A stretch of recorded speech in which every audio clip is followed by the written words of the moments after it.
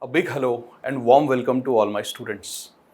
UPSC conducts civil services examination to select bright young minds like you who would become the future policymakers of India. And to do that, civil services examination is conducted in three stages: prelims, mains and interview. In the prelim stage, questions are asked from 7 different areas. If you look at the number of questions asked from these areas in last 10 years on an average, we can clearly see that from economics, out of 100 questions, approximately 20 questions are asked on an average.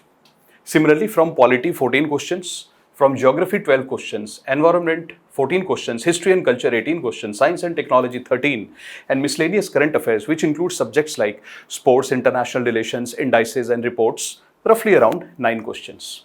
All the subjects are equally important, and we should not be biased towards the subject in our UPSC preparation. But then, what does this information tell us? So guys, now let us dig little deeper into the questions asked from economics section. So now these are the years and these are the number of questions asked every year from economics, and this is the cutoff declared by UPSC. We can clearly see that if we take an average of all the questions asked from economics in last 9 to 10 years, then approximately 20 questions are being asked from economics consistently without exception every year in UPSC prelims. And if you are able to solve the economics question, we'll get very close to the UPSC cutoff. As far as mains is concerned, in GS paper 3, around 20 questions are asked, out of which around 10 questions, which means 50% of the questions are related to economics. In the interview stage, we all know how important the dynamic subjects like current affairs and economics are.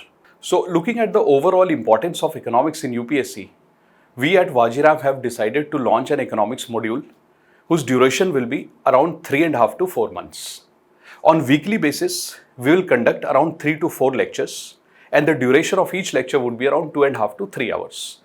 These economics lectures would be conducted in both offline and online mode. Now let me share with you the details of the lecture design of the module course.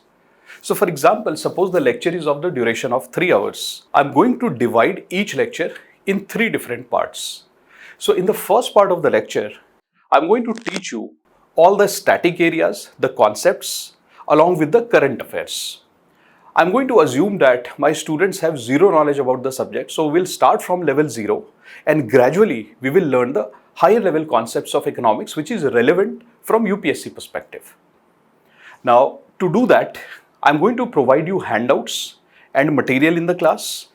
I'm also going to indulge in classroom note making wherever required.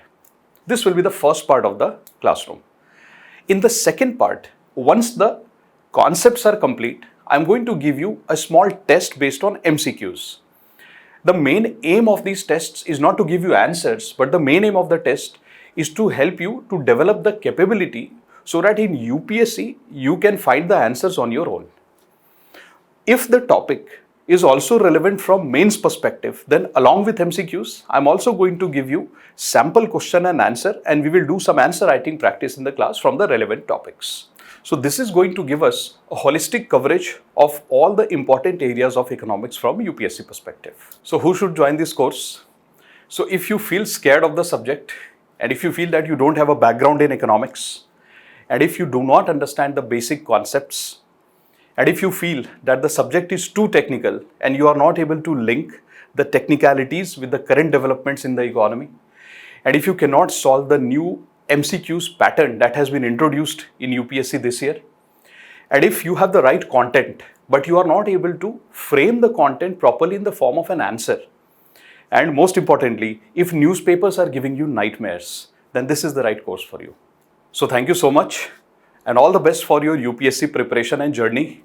Hope to see you soon in the classroom.